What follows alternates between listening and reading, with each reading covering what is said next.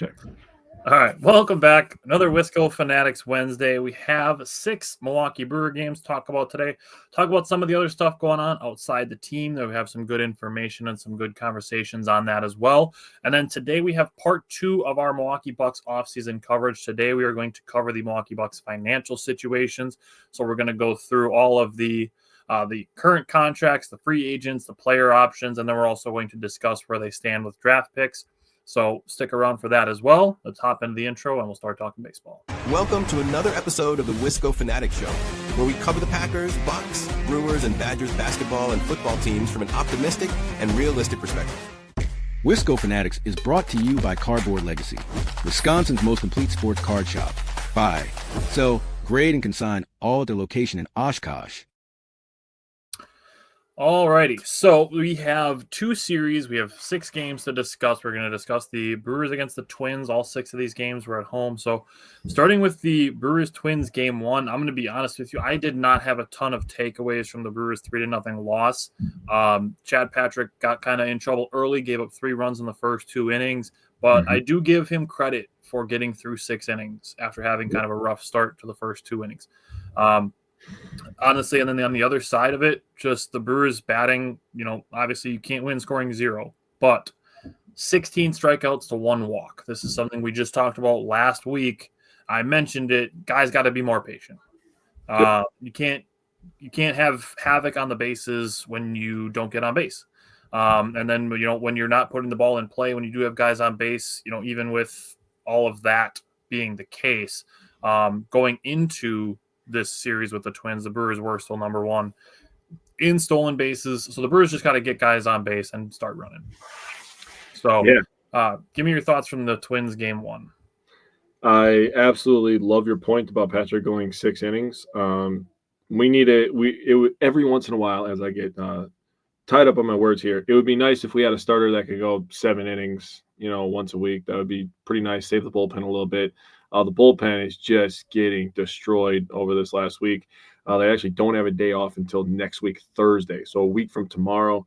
So it's going to be – it's nice that they get to play the Pirates. I'm not going to talk too much trash, as the Brewers are 2 games under 500 after today's loss.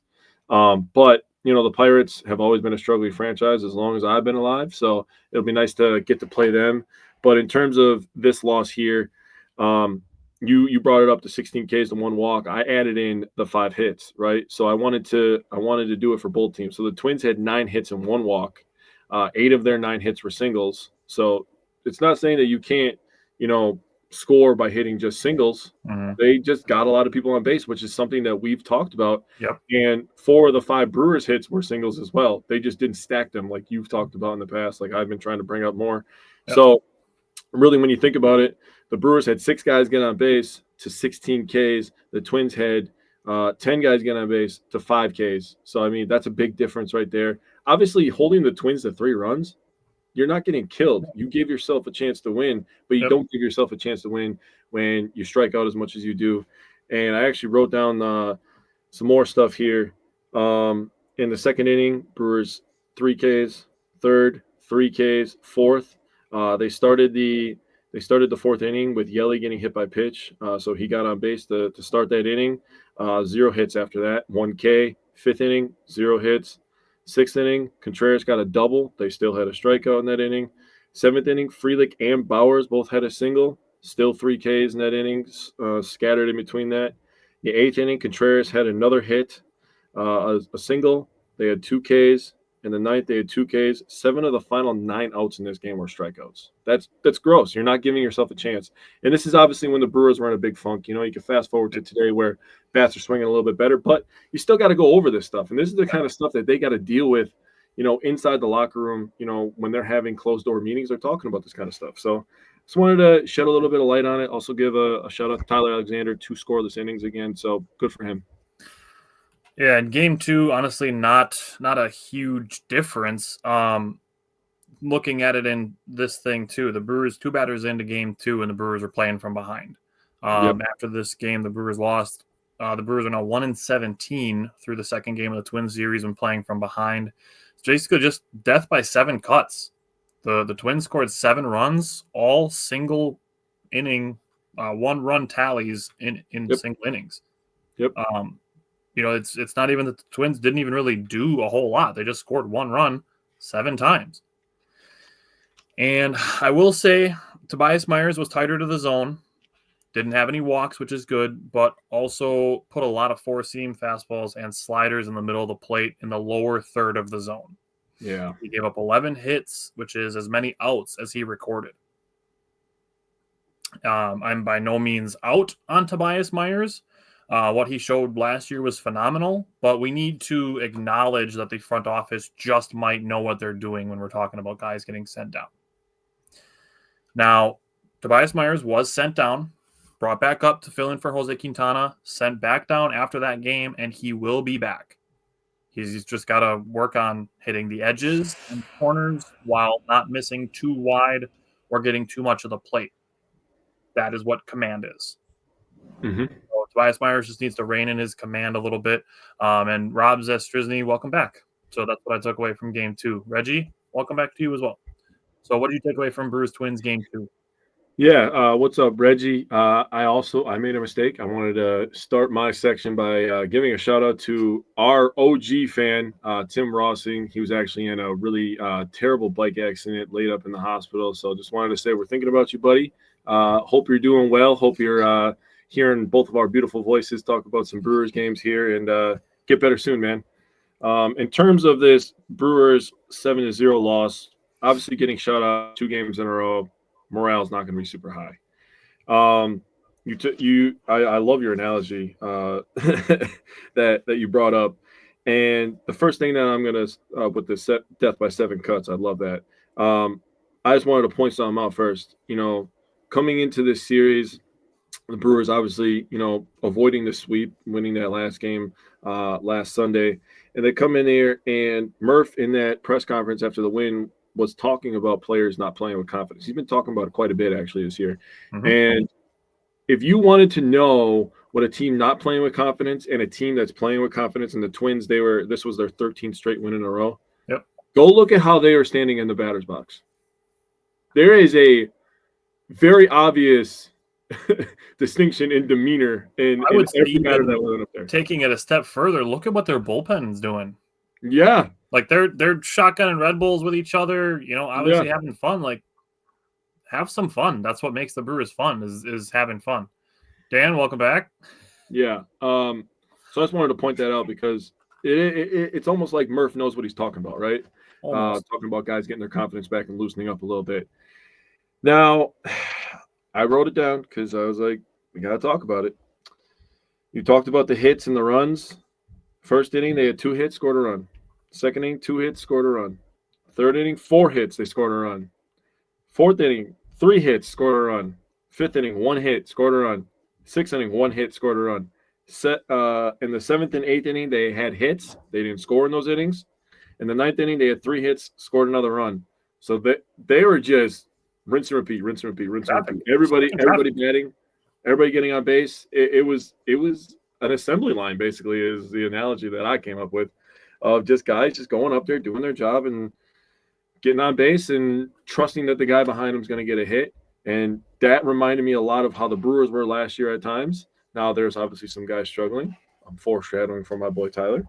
But we're gonna get to that later. Also, the Brewers did do a nice job on Sunday, kind of piecing the game together. So we'll get into that third game here. All right, so it was good to see Freddie Peralta kind of got a little bit of an awkward landing in the 4th inning. It was good to see him come back for the 5th inning after the trailer came out in the 4th, and Abner Uribe was warming up. He did finish the 5th after a 26th pitch 4th inning. Allowed 1 run, naturally on a solo home run. It's kind of just what he does. But 5 strikeouts, 2 walks, 2 hit by pitches. One of them was very soft, like barely touched the guy. Mm-hmm. And then a lot of early traffic, brief injury concern. I think that's what kept him from going longer in this game. He did throw 90 pitches, which is a little bit lower than that. But Tyler said the Twins have been hotter than Megan Fox in 2010. Knew it was going to be a tough series. Just glad they got one out of it. Yeah, and like Jake said, Twins had a 13-game winning streak. The Brewers snapped it with their third straight Little League World Series. That's the third series in a row where they went LLW. So, God damn it, that's at our expense, but I like it. Damn it. I just thought it was funny. I wrote down LLW, and I'm like, oh, Little League World Series. Okay. So the Brewers, Jared Koenig still struggling a little bit. Nick Mears almost gave up a game-tying hit, home run, except for Jackson Chourio said no. Yep. I would have loved it if he gave the Lorenzo Cain finger wag. That would have been good for the vibes. It would have been good for the vibes. Still good. Trevor McGill looked like his dominant self in this game. The Brewers, the 4 through 7 hitters, had all 5 of the hits. William Contreras had 2. Yelich and Rhys Hoskins had walks all in a row. That started the scoring. The Brewers cut the strikeouts down to 7 and only 4 from the 2nd through the 8th innings. So they struck out bottom of the first. All 3 outs were strikeouts. Only struck out 4 more times for the rest of the game. So that's good to see them cut the strikeouts down. But what stuck out to you from Game 3? Yeah, Hoskins, Collins, and Frelick. Hoskins and Collins is a pretty hot topic. Twins tried to avoid Hoskins, and Collins made him pay for it later in the game with a 2-out RBI. He had 2 of them. Both of his RBIs were 2 outs. Frelick also added to the 2-out RBI parade. So that's a really good thing. And the main thing I took away from this game is the Brewers showed heart. Something that people have been questioning this entire year. They've been laying down, oh, they're not hitting, they're not doing this, that, whatever. You can say a million things. And now people apparently on ESPN radio want to trade Jackson Chourio, which is just that's got to be one of the top 5 dumbest things I think I've ever heard. Yep. And when you contextually break it down, it's really stupid. Like, we're going to trade a 21-year-old that we have locked up for 10 years, but whatever. They showed heart, and they showed a want to win, so love that. Crazy home run robbery from Chourio. He said it was his first ever. I don't know if I believe him. This guy's been athletic like this for 10 plus years of his life. He's had to have had one in his actual Little League World Series. But I'm glad you brought up the strikeouts and hits. The Brewers hits and walks combined to be 9, which was greater than their strikeouts. That's great. The Twins had 7 if you combine their walks and strikeouts, and they had 9 Ks. So might be a correlation there. Makes a lot of sense. In total for the series, the Brewers had 13 hits and 8 walks. That's 21 base runners, 33 strikeouts.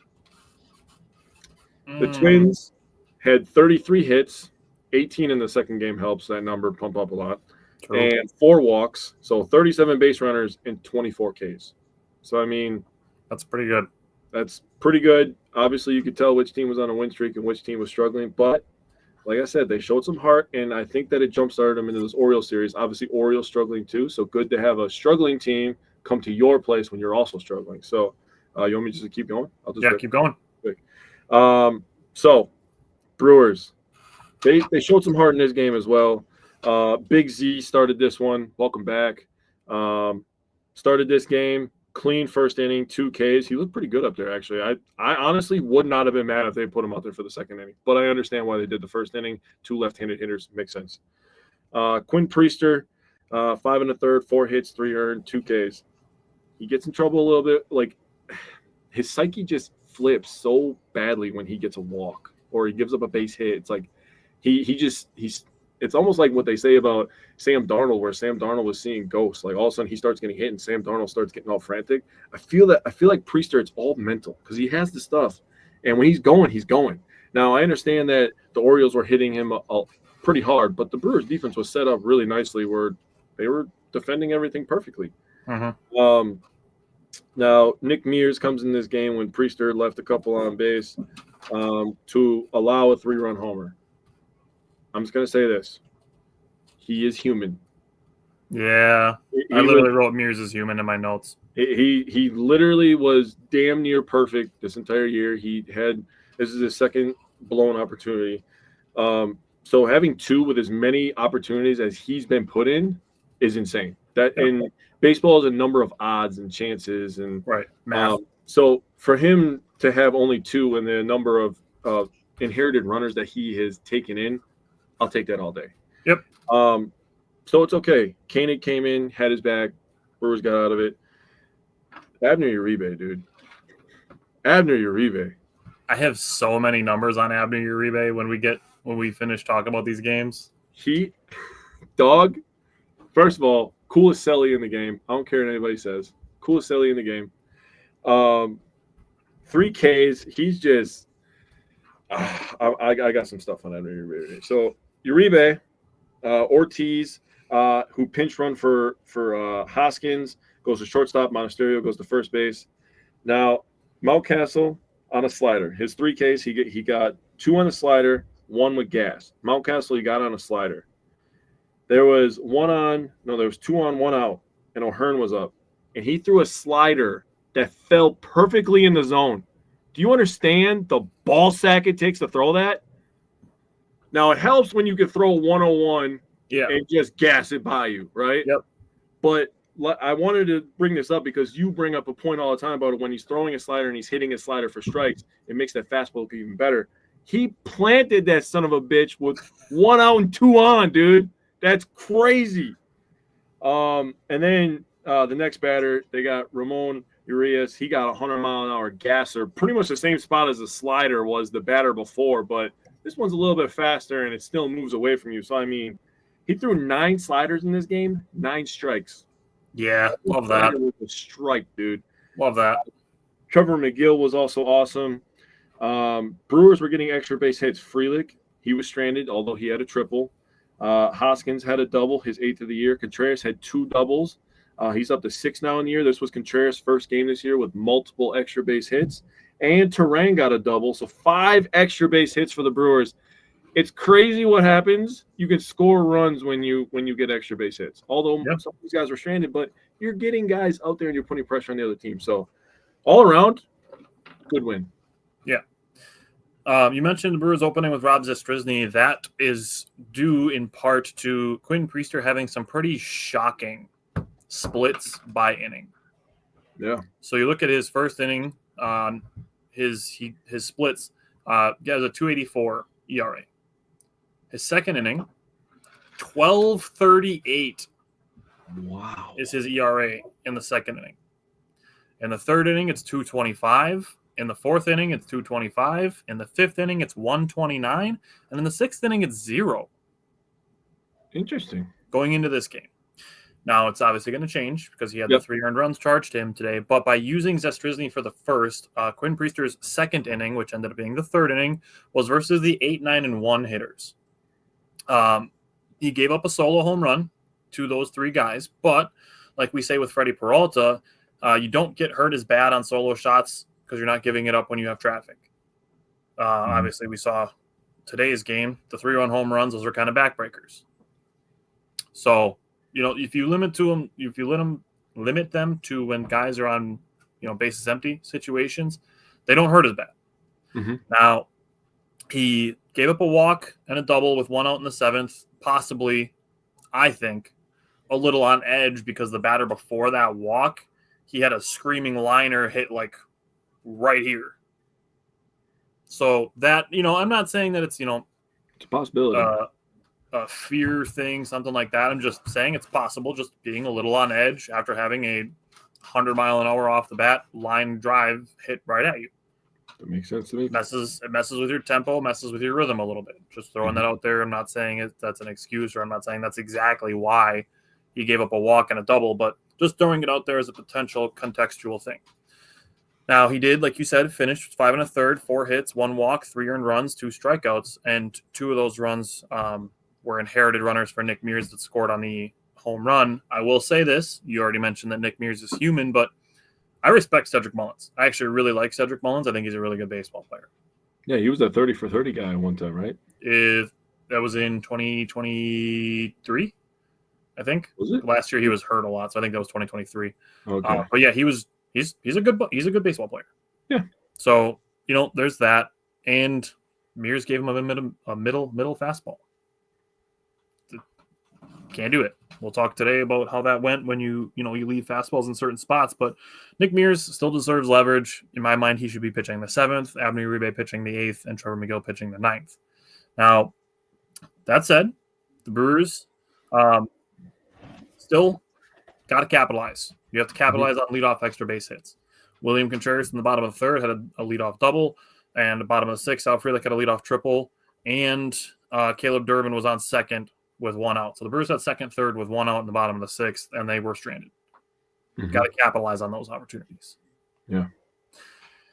William Contreras, however, had himself a day. He was 4 for 4 with a walk. He seems to be figuring it out. His last 6 games, he has 3 multi-hit games and raised his batting average from 224 to 258. So that's up 34 points in 6 games.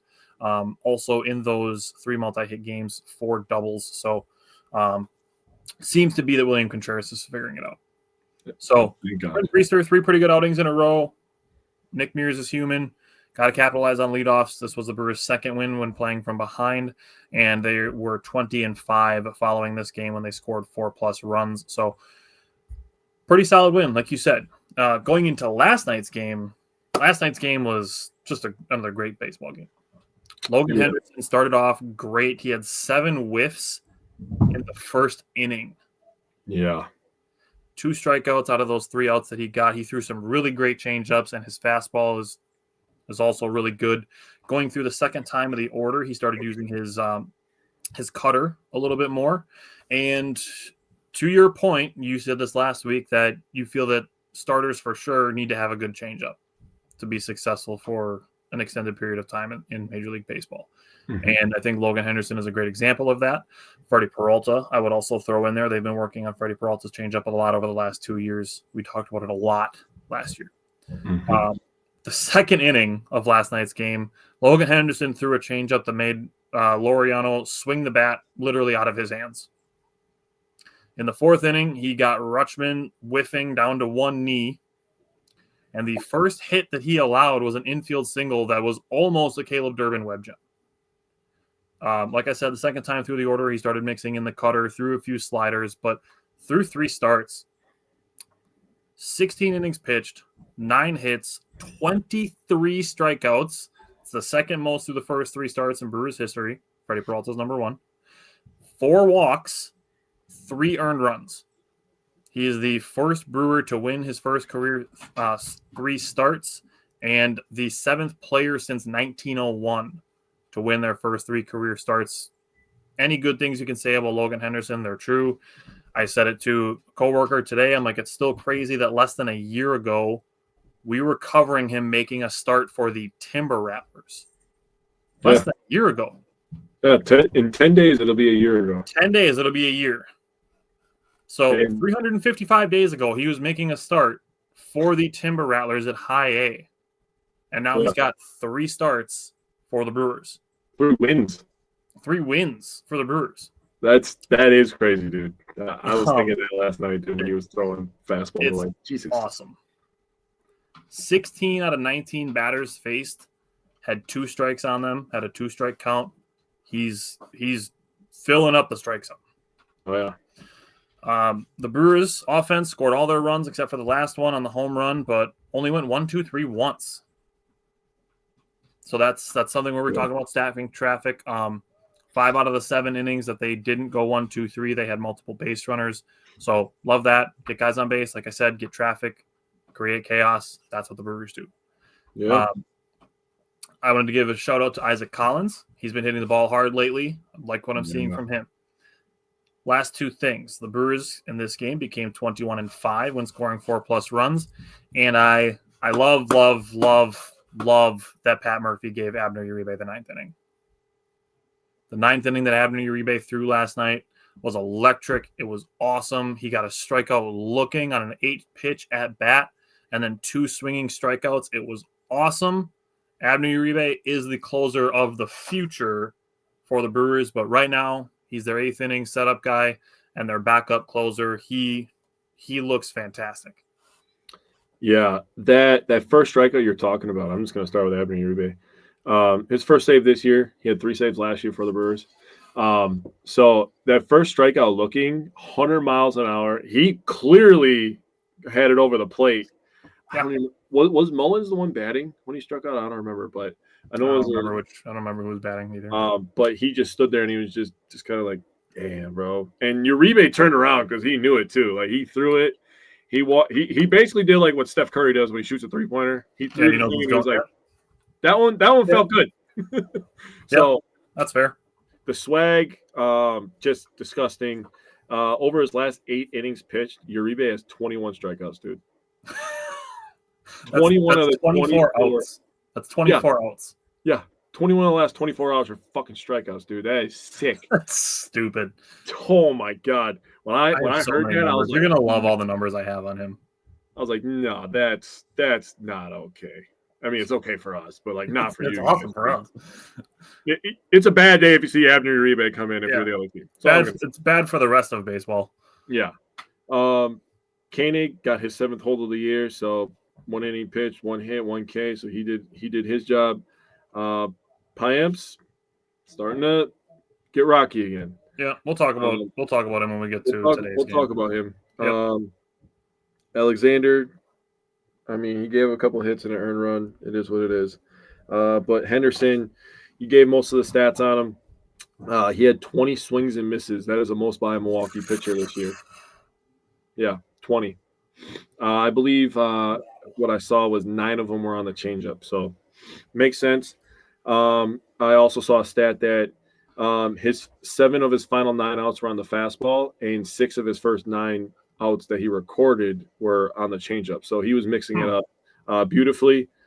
In terms of how the Brewers scored, so Terang started things off with a home run. That was the first homer that a Brewers team had at home since May 7th. 146 consecutive at-bats without a homer. Also, Terang's first home run since the Brewers played Colorado, and he went Oppo Taco, so that's a good thing. Terang definitely has power to go opposite field. He's been really good this entire year. And now we get to Sal Frelick. Sal Frelick absolutely fucking unleashes on a baseball, dude. Just unleashes all the demons of him flying out to the warning track. And I got to give you credit because we were texting about it. We're both like, dude, he's so close. He's so close, dude. And you actually corrected me on something I said wrong about how many flyouts he had to the warning track. But then the next at bat, like I said, dude, just uncorks on a baseball. Farthest home run by distance in his career. Yeah, that was sick, dude. Upper deck, I was like, oh, hell yeah, dude. We are so back. The summer of Sal might still be on schedule.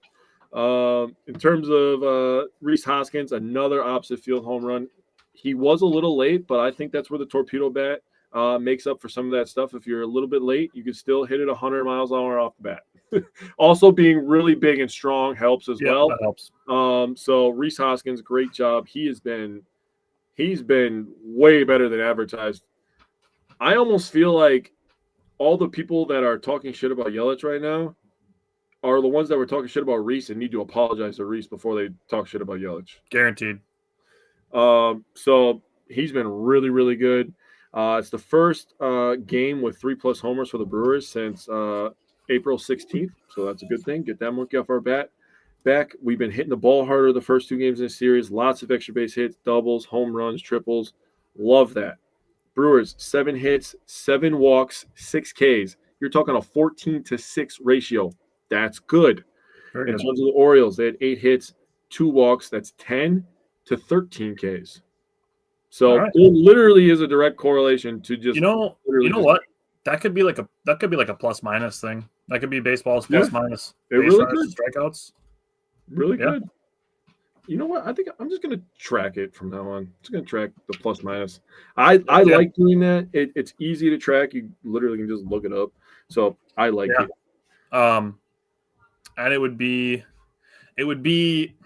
runners on base, because it's like, unless you're going to add hit by pitches to it, but that's to me more on the pitcher than the batter. Like, yes, some guys get hit more than others, but it's not necessarily anything that the batter does. It's more based on where they're standing. So that's more of like the pitcher's thing.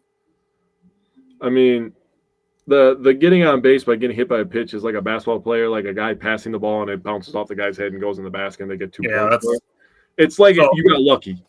Yeah, like walks and hits is more getting on base. Yeah, I agree. Hit by pitches, in my opinion. I agree. Okay. So I did pull it up. Logan Henderson, the 20 whiffs that he had, 8 on the changeup, 9 on the fastball, 3 on the cutter. Oh, okay. I hit it wrong. My bad. How dare you? You were off on 8 and 9. How dare you? I was. Well, good thing by you're 1. Unacceptable. You're fired. So then we get to today's game. Now, Chad Patrick, his cutter looked good first time through the order. He did allow a 2-out base run in the first 2 innings.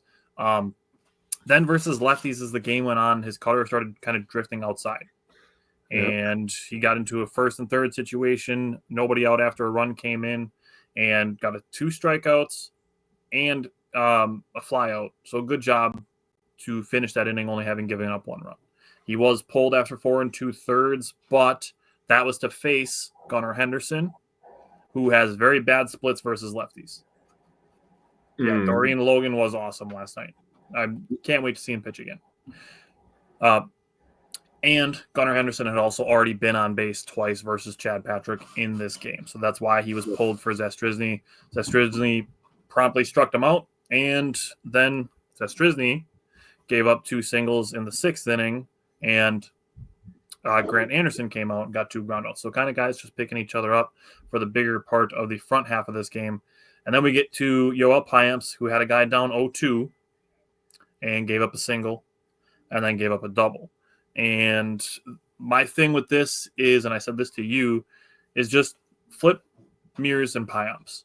Yep. Because it's not that I don't trust Yoel Payamps to pitch in games. I would just prefer just getting him in the games a little bit earlier.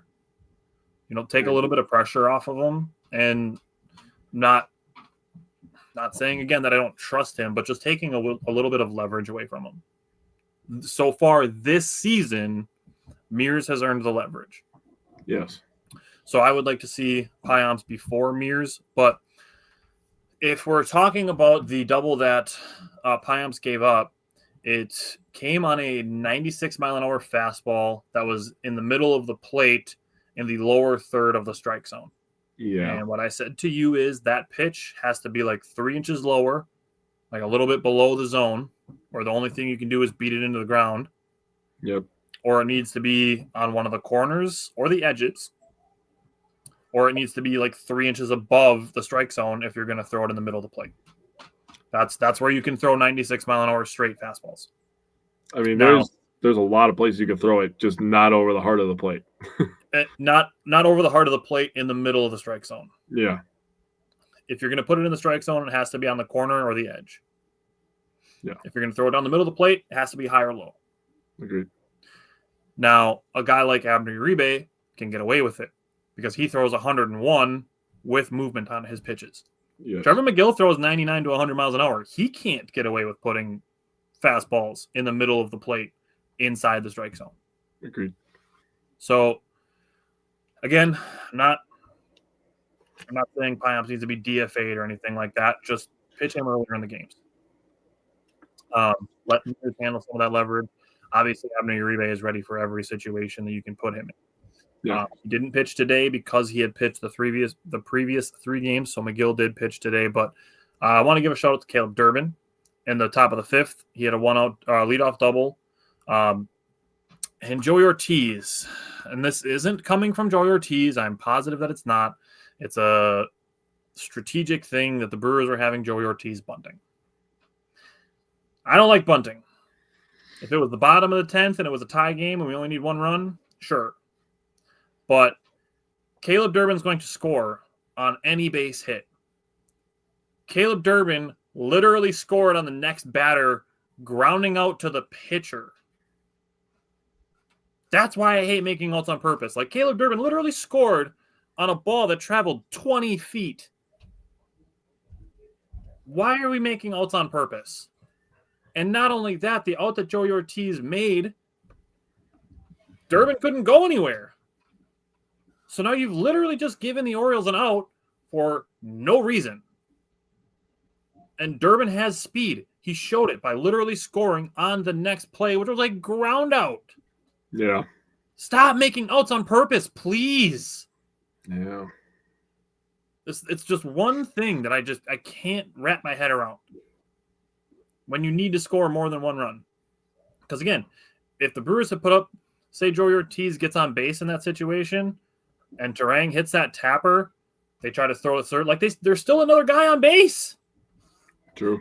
And especially a guy who's in a slump, like essentially taking the bat out of his hands by asking him to do something he doesn't normally do. It's not like they were asking Bryce Durang to bunt in that situation. They're asking Joey Ortiz, who does not bunt often.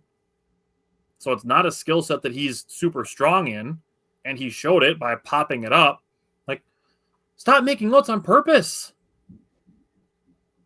Unfortunately, it's kind of harsh to say, but Joey Ortiz is making enough outs right now the way it is to then ask him to make one on purpose.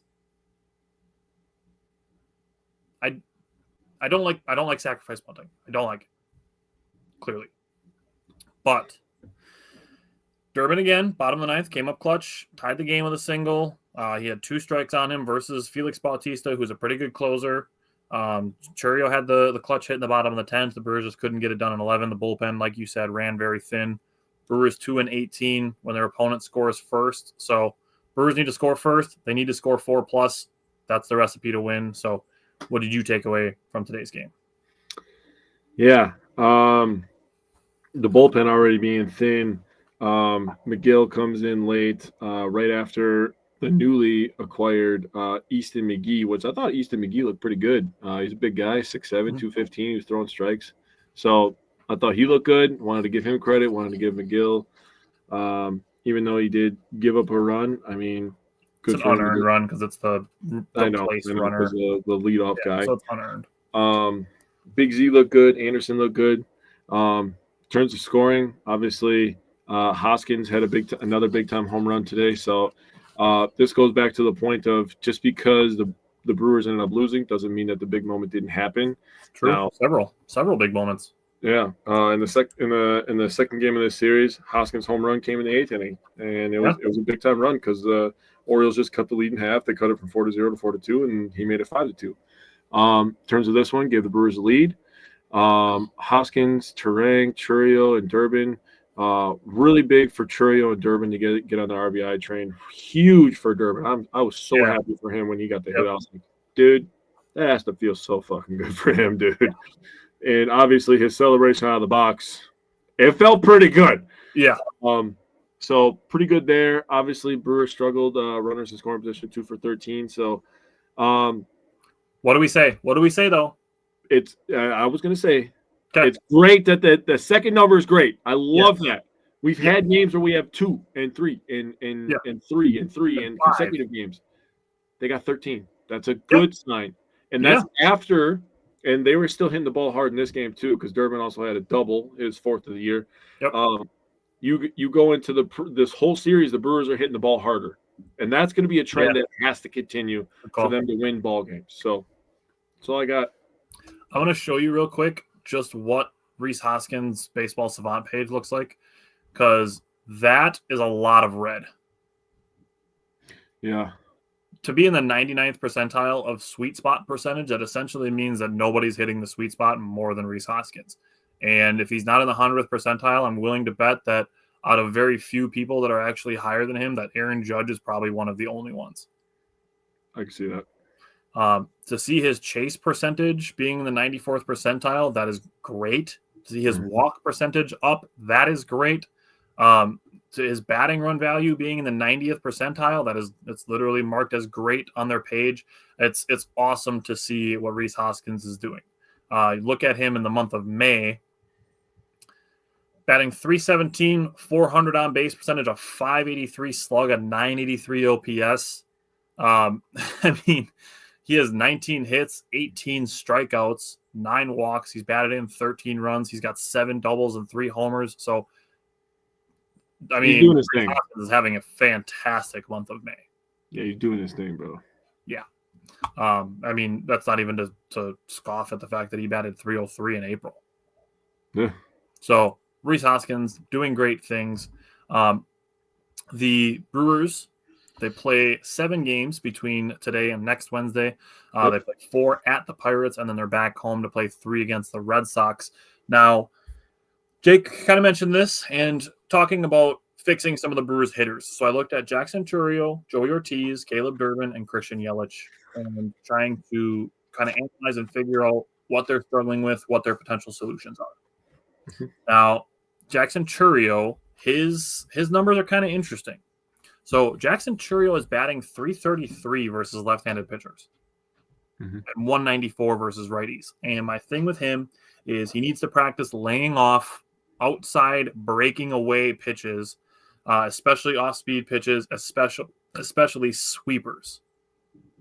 Oh yeah. He's batting very, very low against sweepers. I believe he's batting 111 against sweepers, Okay. which are the pitches that are breaking away from him the most. Mhm. His pop-up percentage in 2024 was 3.7. In 2025, it's 10.6. So his pop-ups are about 7% up. The splitter is the only pitch that he has a positive run value on from 2025 to 2024. His batting average against fastballs is down about 57 points. So some opportunity for him to succeed against fastballs better. Looking at splitters, he's batting 444 against them in 2025.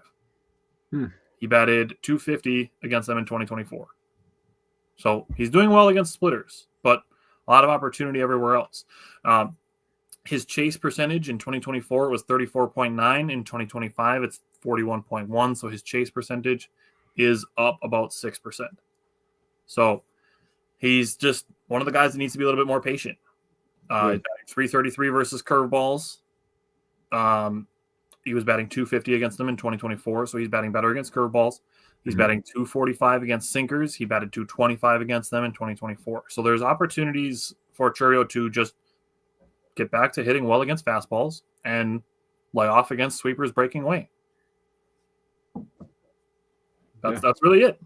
Honestly, when you watch him bat, dude, and the guy gets ahead of him with a fastball, and you know that a breaking pitch going away from him is coming, and you're literally yelling at your TV like, Jackson, put the fucking bat on your shoulder and leave it there. Yeah. If he places that son of a bitch for a strike, then good for him. Yeah. But they're gonna throw so far outside to see how far they can get you out there. Yeah, they're gonna throw one that starts in the middle of the plate and ends up 6 inches outside. Yeah. So lay off that outside shit. Yep. Wait for another fastball. Just sit fastball. Shit, I don't care. Yeah. And if you see a splitter, hammer it because you're already doing that. Agreed. Joey Ortiz, he only has a 2.4 barrel percentage and a 3.2% of solid contact. That to me is a timing and mechanics thing. Just got to get the barrel of the bat on the ball. Yeah. So whether it means taking a step away from the plate or a step towards the plate, whether you're trying to pull the ball or not, that's the timing thing. And then his chase percentage is up 6.4%. He's still making the same amount of contact on chasing, so that's not a huge deal. And his first pitch swing percentage is up 13.9% from last year. So Joey Ortiz, pump the brakes a little. No. Have a little patience. Now, Caleb Durbin, I think, is the guy that I have the least amount of concern for out of these four guys because he's in the 86th percentile for chasing. He's in the 96th percentile for whiffs. He almost never swings and misses. He's in the 97th percentile for strikeout percentage, so he's not striking out. He has above average airtime on pulled balls. Like I said this last week, I said this to you. He's showing some pop. He's had some deep flyouts. He's had some really long, loud fly balls. Looking at him, he's batting 154 versus fastballs. His expected batting average is 230. He's batting 143 against sliders. His expected batting average is 215. So I think there's a little bit of bad luck also in there. Yeah. His zone swing percentage is 60%. The league average is 67. His zone contact percentage is 88.6. The league average is 82.1. So honestly, looking at everything that Caleb Durbin is doing, I'd tell him to swing more. Yeah. Swing more, bro. Like you're making contact. You're not striking out. And you're seeing pitches in the zone and you're making contact. Like, swing more, dude. Him and Joey need to switch. Exactly. Durbin needs to swing more. Ortiz needs to swing a little less. Agreed. Yeah. Then Christian Yelich. So Christian Yelich going into today was batting 190 with a 283 on base, 333 slug, 616 OPS. Batting 177 versus fastballs, 164 versus breaking pitches, batting 353 versus off-speed stuff. So better there. He's in the 78th percentile for hard hits, but in the 13th percentile, that means 87% of batters are squaring up the ball more than he is. though he's hitting the ball harder than 78% of baseball. So that, to me, says that he needs to just take his bat path down like an inch or two, so that he's squaring the ball up more, because his swing is still hitting the ball hard. So I don't think there's any problem with his swing. It's just his bat path. They'll show you like the sword thing about where the bat travels through the strike zone. Like the tail, yeah. Yelich has a beautiful swing. He just really has to get back to doing what he's done. Yeah. So I'm not worried about Yelich, because his career body of work is much more productive than the first 2 months of the season have been. Yeah. Honestly, it's way too early to push the panic button. Especially on a guy like Yelich, a former MVP. We're not doing that. He was batting .315 before he was hurt last year. Yeah, he's gonna be fine. He's gonna turn it around. I still expect him to get somewhere up in the 260s, 270s by the end of the year. I'm being so serious, dude. Like he could literally just get on a heater. 260s by the All-Star break. Yeah, he could just get on a heater, bro. He's got the pop. Obviously, he's tied for the team league with home runs. So, like you said, that's another evidence. That's more evidence that he is hitting the ball hard.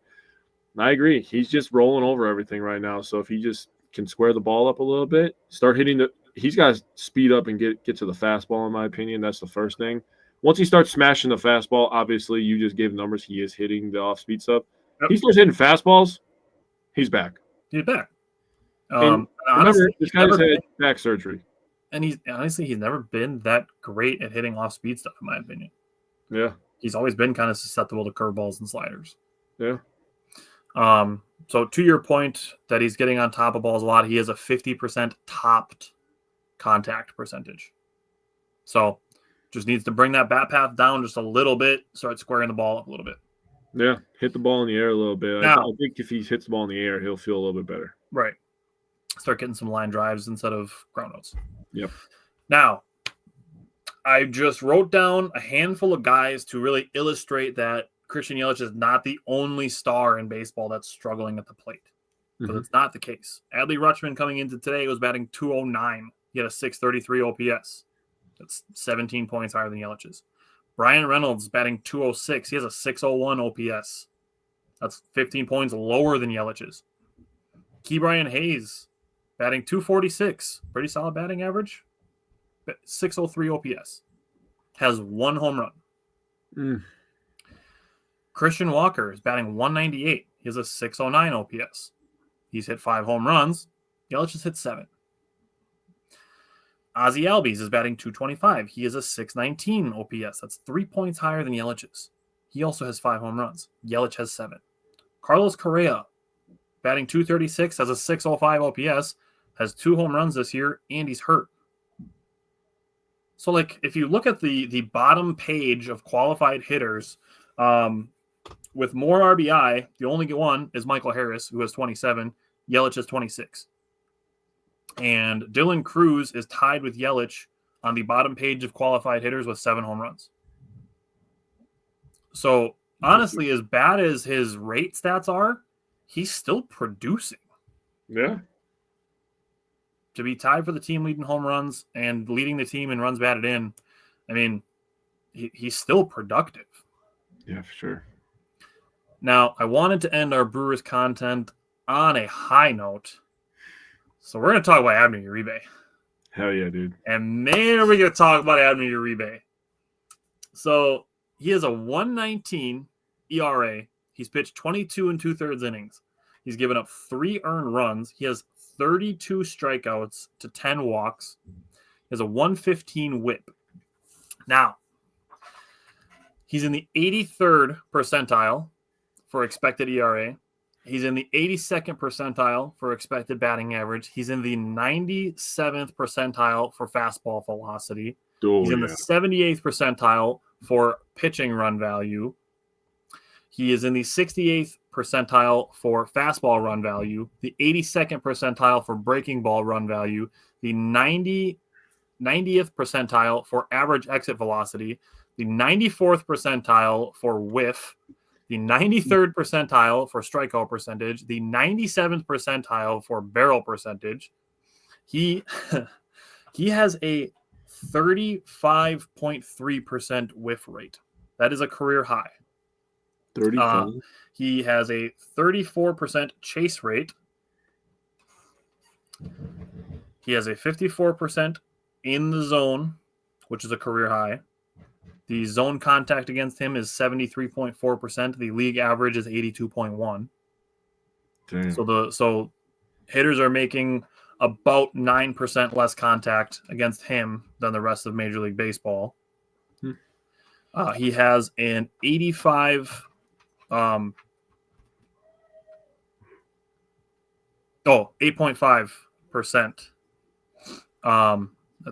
I gotta pull up his page here quick. 8.5, not 85.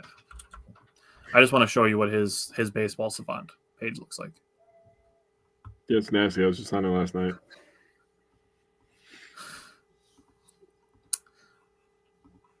Dude, that's so much red. Yeah. If you don't know, red is good on Baseball Savant. Yeah, website. Baseball Savant. Yeah, red is good. So a 44.0 swing percentage. The MLB average is 47.2. The other number that I had, I wanted to remember because I don't remember what I wrote down as. Meatball. The meatball percentage. That's what it is. That's what MB is. 8.7. So his meatball percentage, essentially fastballs that he throws in the strike zone, 8.7. The league average is 7.3.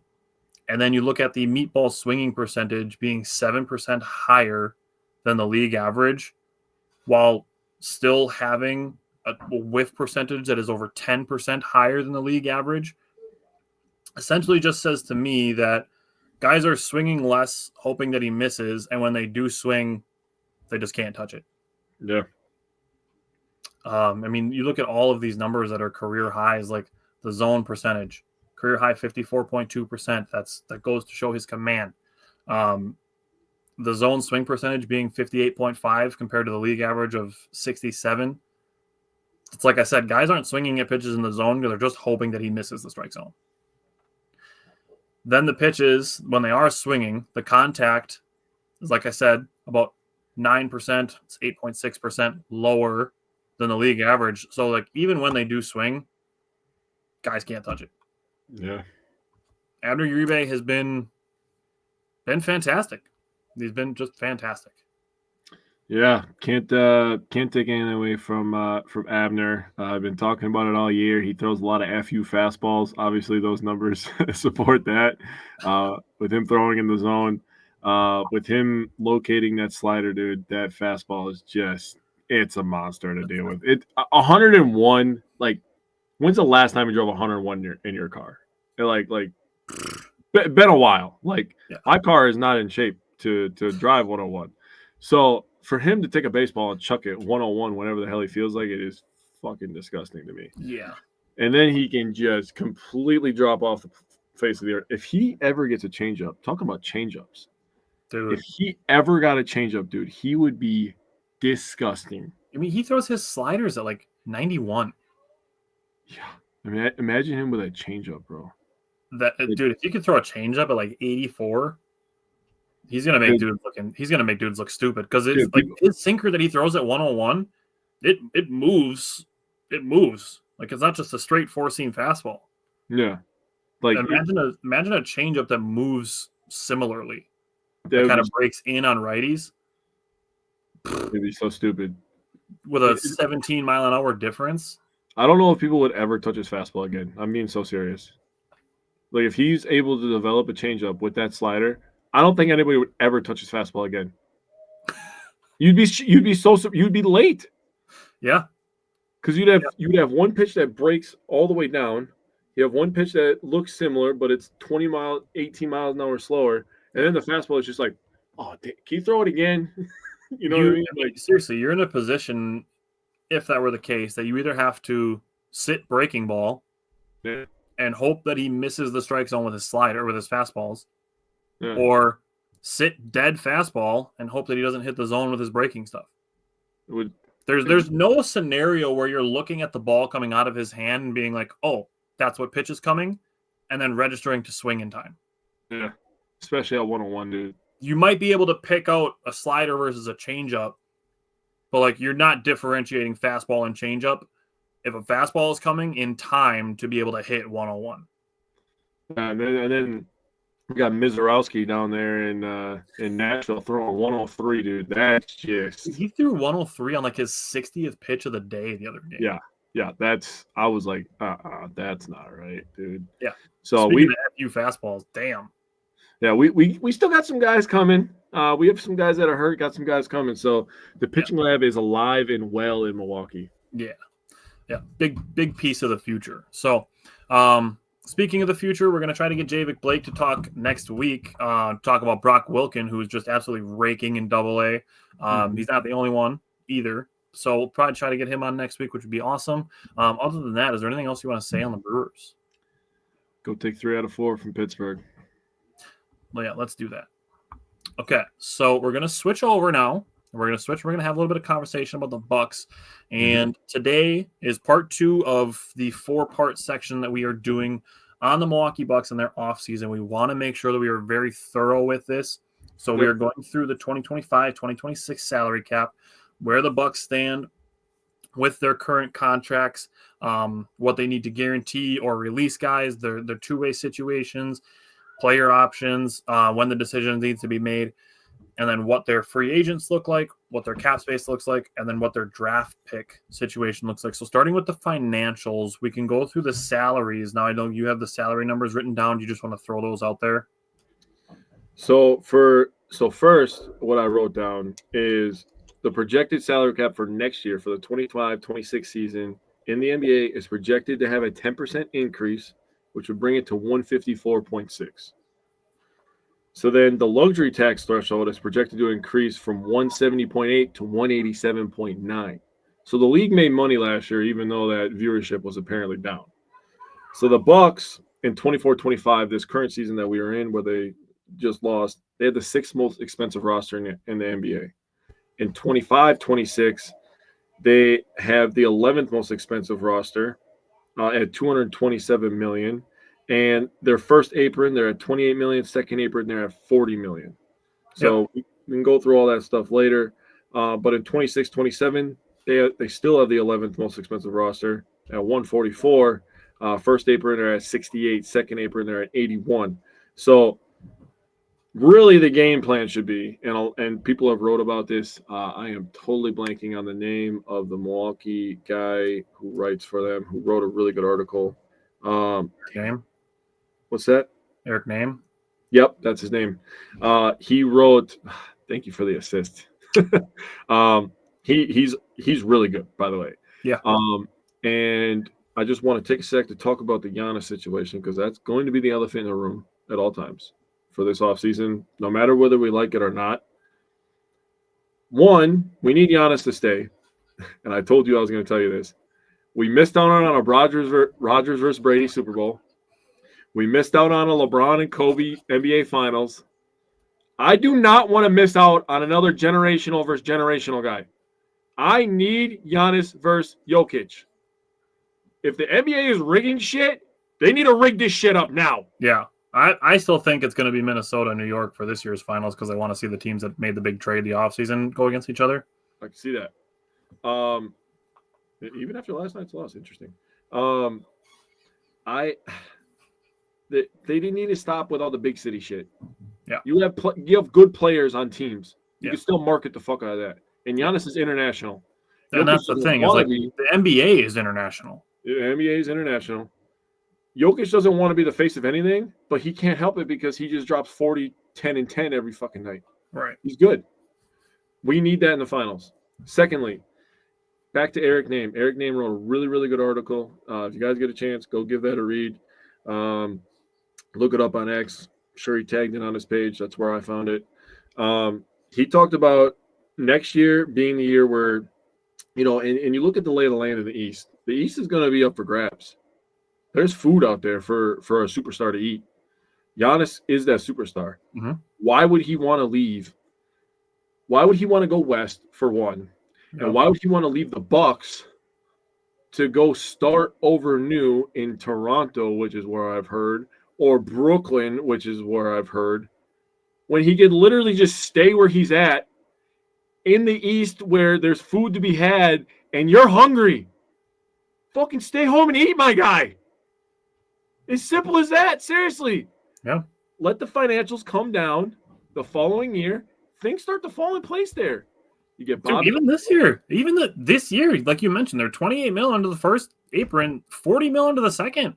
Yeah, they can re-sign Gary Trent Jr. They can. Really could. They really could. And dude, they could eat this year. That's all I'm saying. And there's options. Like we talked about this. We talked about the fact that the Bucks traded for Kyle Kuzma to get Middleton off the books so that they are under the second apron. Yep. That allows them this summer to do 2-for-1 deals. Yep.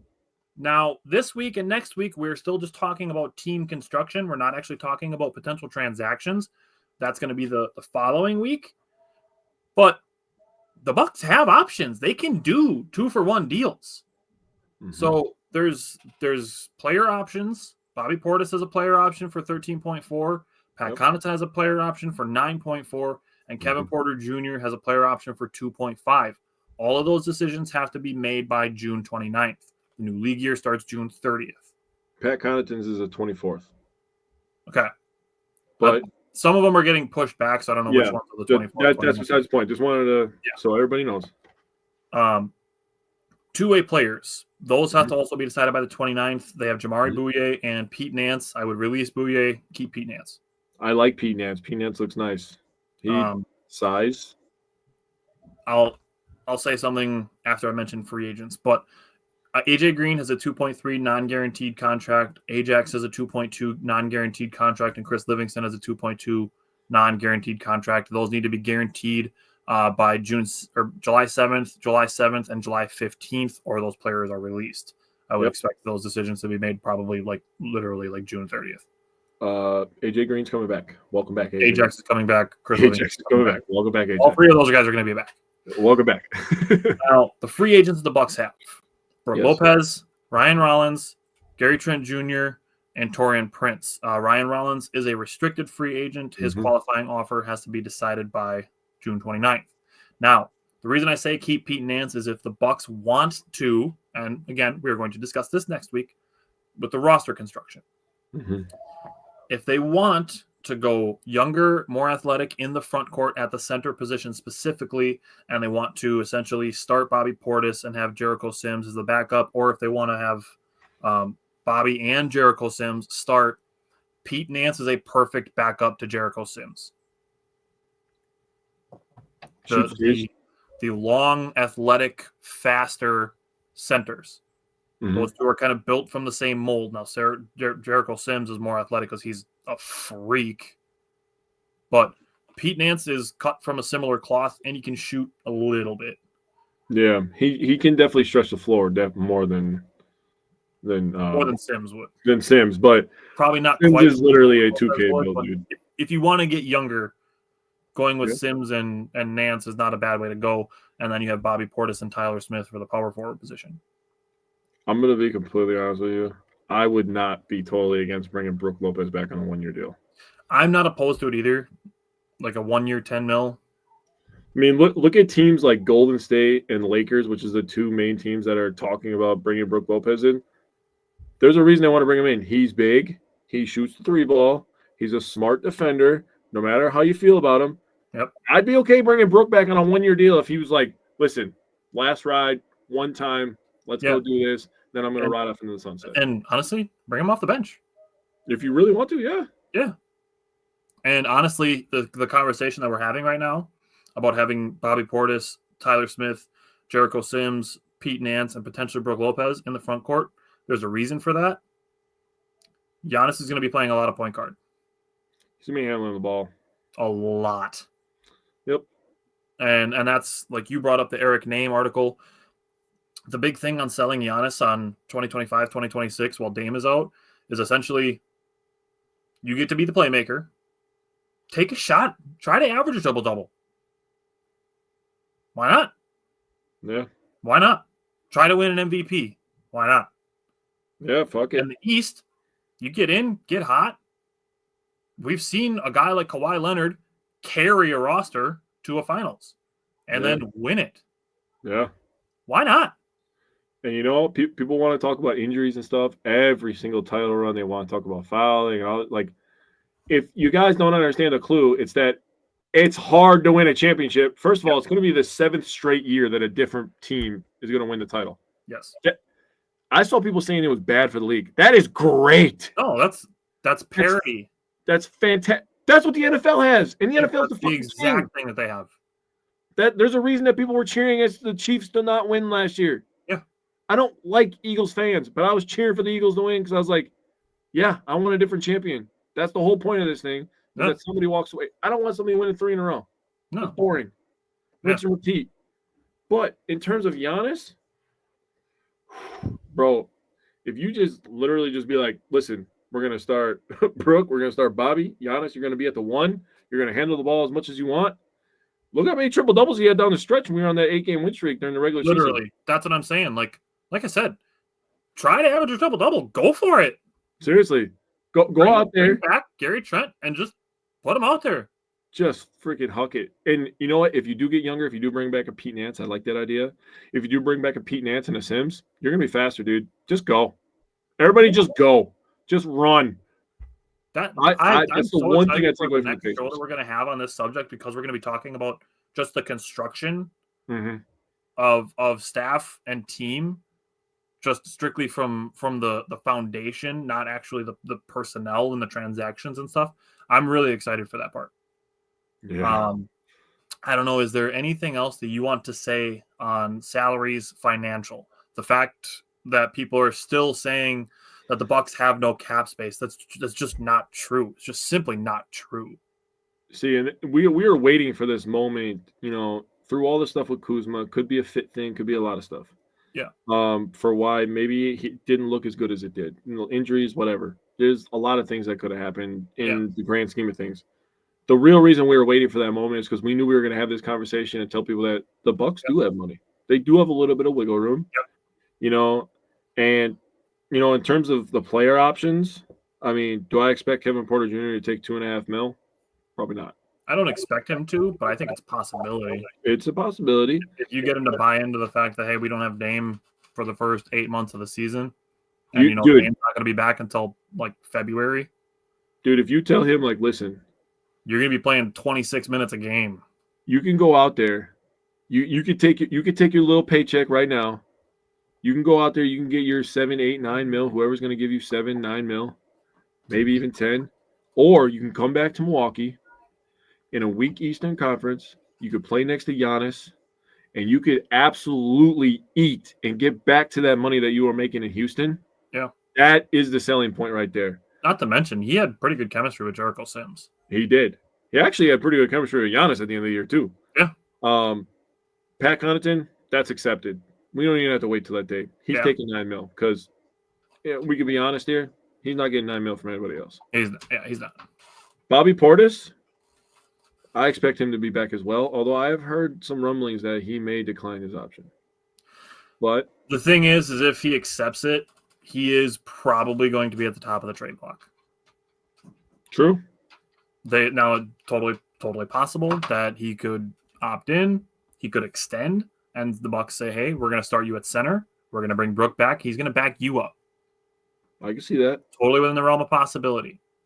Yeah. But the thing is that Bobby and Pat can both opt in to their $13 and $9 million deals, and the Bucks could trade those two for one player who makes $22 million. Yep. Had they kept Chris Middleton and remained over the second apron, they would not be allowed to do that. Yep. And they would not have access to their 2032 pick next summer. Yep. So that's the flexibility that we talked about at the trade deadline. So we've been saying this to people for 3.5 months.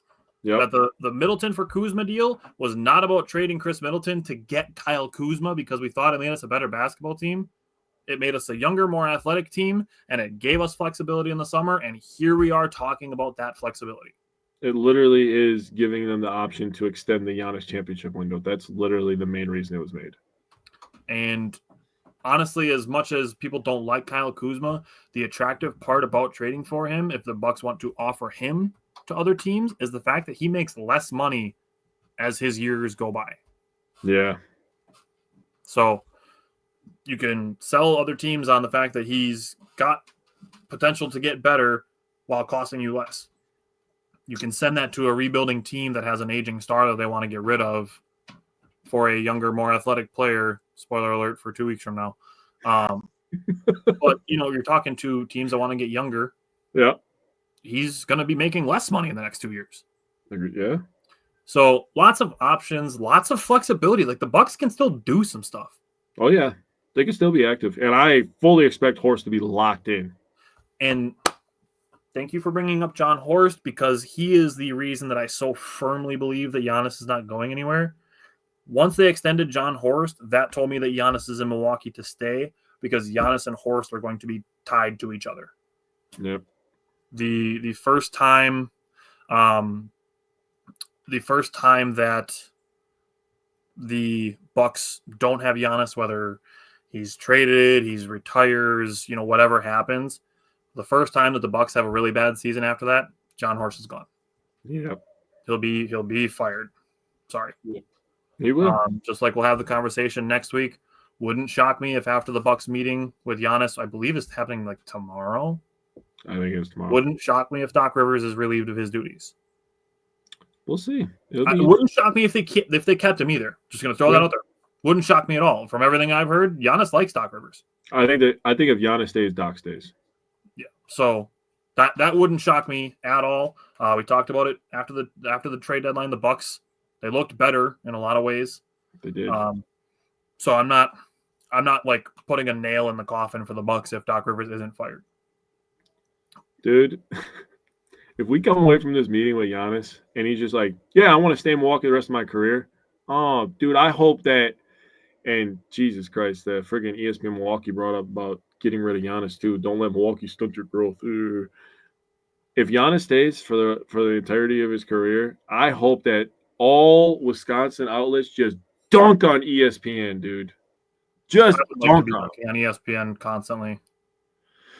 If I did not have a full-time job, I would be dunking on ESPN like all day, every day. And when this meeting comes out that says Giannis said he's invigorated by the meeting that he had with John Horst and Doc Rivers, and dude, I was thinking about this right before we started the show, that Giannis could come out of this meeting whenever it happens, whether it's tomorrow, Friday, whatever. He could come out of that meeting with a fucking contract extension. He could, really, if he wanted to. He might not be eligible until the new league year starts, but it's totally possible that the Bucks sell him on the fact that, like, hey, after this year, we can keep Dame for the following year. We could move Dame the following year. Like, you're 30. You can be here for another 8 years. You don't have to decide your future on this year or next year. And you make the most money staying here. So that is the good thing about the new CBA, is how it's set up for that. Yeah. Is homegrown talent stays with the homegrown team. That's a good thing. It's a really good start for the NBA. Yeah. So it's all within the realm of possibility. I will acknowledge the fact that it is possible that Giannis could be traded, but like I said, it's strictly only for the fact that it's possible, not that the fact that I think it's going to happen. I agree.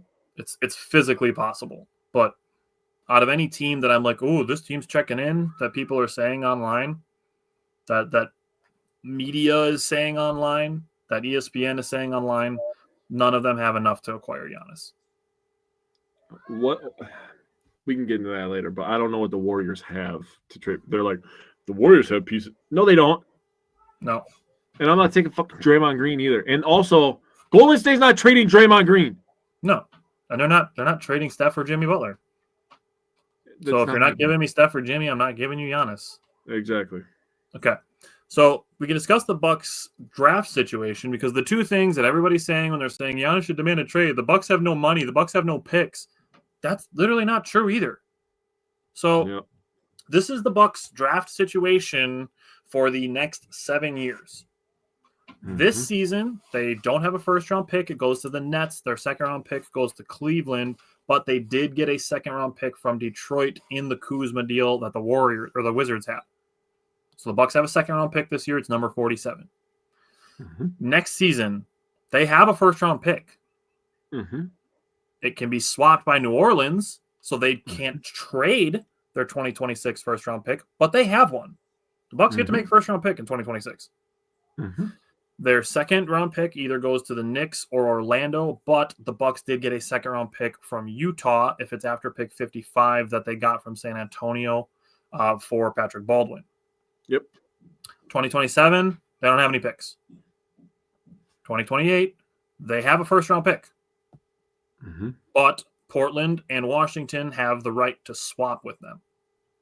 So they have a pick. It can just be swapped. And they don't have any second-rounders in 2027. 2029. Their first-round pick goes to either Portland or Washington. Their second-round pick goes to Detroit. So they don't have any picks in 2029. 2030, they have a first-round pick. They can swap firsts. Portland has the right to swap their first-round pick. And their second-round pick goes to Orlando. That was the pick that last 2 seasons ago. John Horst had no picks. He traded 2 future seconds to Orlando to get Andre Jackson Jr. So that's the other pick that we owe to Orlando. But 2026, 2028, 2030, the Bucks have first-round picks available. Now, 2031, completely normal. The Bucks have their first and their second-round pick. They can trade those this summer. They did not have access to those if they stayed over the second apron. They would not have been able to trade those picks. Thank you for your service, Chris, but we need to have a future. We needed to get under the second apron. And I love Chris Middleton. His number's going to be in the rafters. I don't give a shit what you say. He is a top 5 Milwaukee Buck of all time. His number's going in the rafters. It's getting retired. It sad, but it needed to happen. It did. To give the Bucks flexibility this summer and next summer. So that's where we're at. People need to stop saying, we have no picks. We do. We just don't have access to trading some of our upcoming first rounders because other teams have the rights to swap in 2026, 2028, and 2030. They still have first round picks in 2031, 2032. Both of those years are completely normal. So Bucks can trade first rounder, second rounder from 2031 this summer. They can do 2-for-1 deals, something they were not able to do before they traded Chris Middleton. The Bucks, they have some options. They have a smidge of cap space. They have options here. So next week we're going to discuss roster construction and staff construction. Again, wouldn't shock me if Doc Rivers is back. It's going to then the staff construction piece then takes a little bit of a different perspective where it's less about like who we want on the staff versus how we want the staff to operate. So that's what that conversation is going to be like next week. And then the roster construction is going to be strictly how we would want to see John Horst build a roster around Giannis. And what we'd like to see them do kind of more as like a play style type scenario with that roster construction. Then the following week, that's when we're going to discuss transactions that we would like to see. Trades, signings, stuff like that. So the free agency will be heating up at that point. So and that'll be June 4th, I believe, is that Wednesday. So that's our upcoming Milwaukee Bucks offseason content when we're done with all of these 4 weeks. Last week was the Bucks aren't trading Giannis but segment.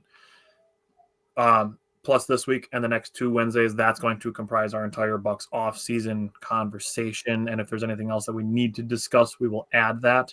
But we want to make sure that we're giving all the information on where the Bucks stand financially and where they stand with their draft picks, as well as giving our Brewers discussion. So that's that. Anything else you want to throw out there before we send it off? If there's anything you guys want us to add, let us know as well. Comment on this video, send us a message, comment on one of our posts. We'll see it. We'll find it. So if there's anything you guys want us to talk about, let us know. Giannis isn't getting traded. We already talked about that. So, I'm excited for next week's episode. Me too. Yeah. All righty. Thanks, everybody, for tuning in, sticking around, and we will see you guys next week.